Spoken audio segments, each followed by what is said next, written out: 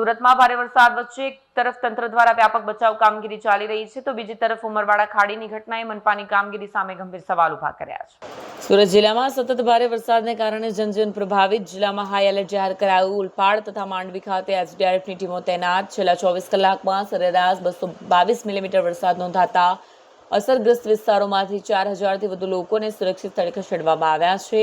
કામરેજ તાલુકાના ચીખલી ગામમાં પોલીસે 40 લોકો અને 20 જેટલા માલઢોરનું સફળતાપૂર્વક રેસ્ક્યુ કર્યું છે।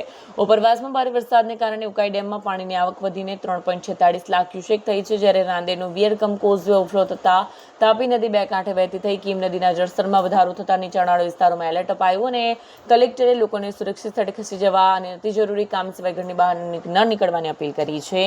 ફાયર બ્રિગેડે ખાડીમાંથી 4 ટ્રકથી વધુ કચરો બહાર કાઢ્યો। સુરતના ઉમરવાડા વિસ્તારમાં ખાડીમાં પડેલા વ્યક્તિની 9 કલાકથી વધુ સમયથી શોધખોળ ચાલી રહી છે।